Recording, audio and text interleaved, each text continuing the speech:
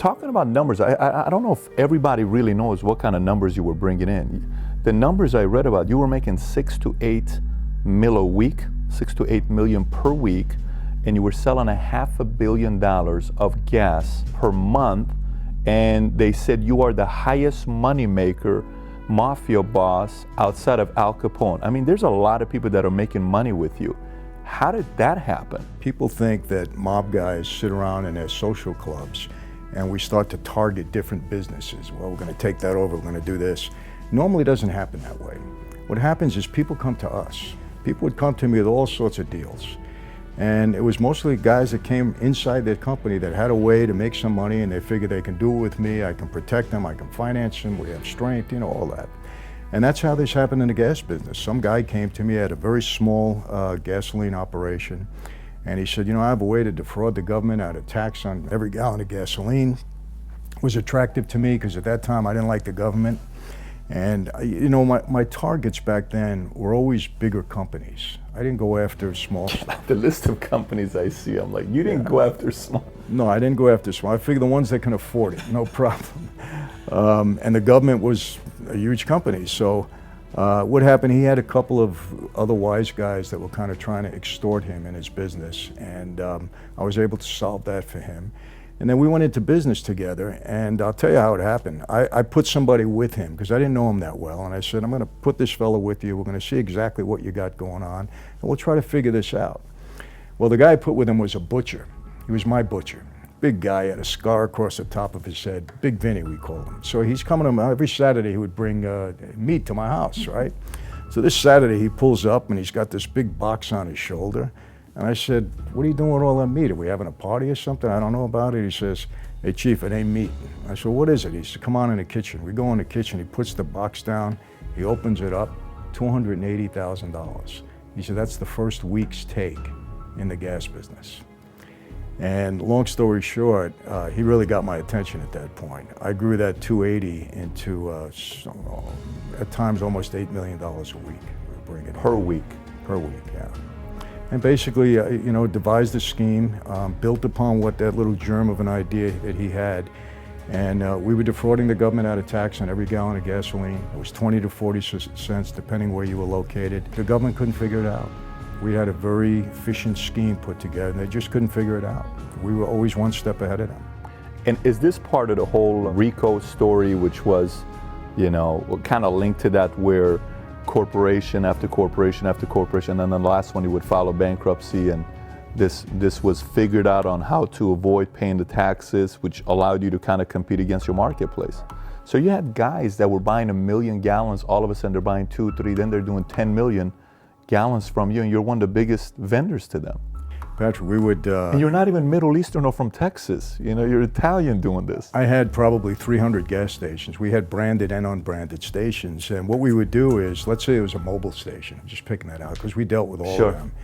And we go to a station and say, how much are you paying for a gallon of gas? They say, oh, I'm paying $1. Now, how would you like to pay 95 cents? Now, 5 cents is a big saving for them. I said, great. I said, I'll tell you what you do. How many loads a week are you getting from mobile? Oh, we're getting 6. All right. Buy 3 from them, buy 3 from us. We'll deliver in the middle of the night, we'll save you that. By the end of the day, they wanted us to service them all. They didn't want to buy anything from mobile anymore. I said, you can't do that. You got to keep your brand. Nobody can compete with us. And if we bought a couple of gas stations, like I remember one incident, there were 4 gas stations on a corner, big ones. Mm-hmm. We bought one of them, and I went to the other 3 and I said, now here's the deal. I said, I'm going to be the lowest guy on the corner. I said, if you sell for 95, I'm going to sell for 92. If you sell for 92, I'm going to go down to 80 until I put you all out of business. So let's keep it at a certain level, and we don't have to compete. You told them that, so there was a regulated number that we're doing with, so no one's... I said, if you guys stay at this number, you'll be fine. If you try to compete with me, I'm going to knock you out because you can't compete with me. And pretty soon they were all buying from me anyway. There'll never be anything like that again.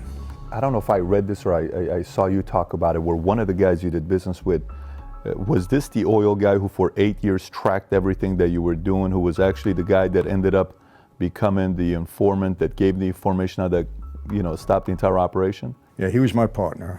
He's passed away now. We never had an ill word in 7 years that we were together. My kids called him Uncle Larry, his kids called me Uncle Michael. But the whole time I was his meal ticket. because he knew if he ever got in trouble that I was the guy that they would want. So he kept a diary on me. He testified against me in one case, a big case with Rudy Giuliani indicted me, and I was acquitted. So the jury still didn't believe him. You're making all the family's money now. They're all kind of happy about you, but at the same time, you know, you're there as well. What happened when all of a sudden you were growing a little too fast? What kind of threats did you start seeing at that point? Were there some people that were power people saying, wait a minute, I don't like this guy having this much power? Yeah, you know what happened? I had a couple of things against me. Number one, I was a younger guy. And the older guys tend to resent you. You know, you're young, you're doing all this, you're making all this money. And that comes with the territory. You can't help that. You try to deal with it as best you can. You know, you're not flaming that fire, so to speak, but it happens. And then, you know, I had teamed up with the Russians. I had all the Russian mob guys in Brighton Beach, Brooklyn, were all my partners, and they were a pretty big crew. And I think it was Newsday, a publication out in Long Island, had written a story that I was becoming so powerful I was going to break away from the Colombos and start my own family. No truth to it whatsoever. It was like a fairy tale, fiction, made up. But it got into people's heads. And, you know, my boss started to question some of the Russian guys. You know, some things started to happen like that. And I knew it, so I was on my guard about it. You know, my father and I discussed it. My dad was always in and out of jail on parole. So when he was out, we talked about these things.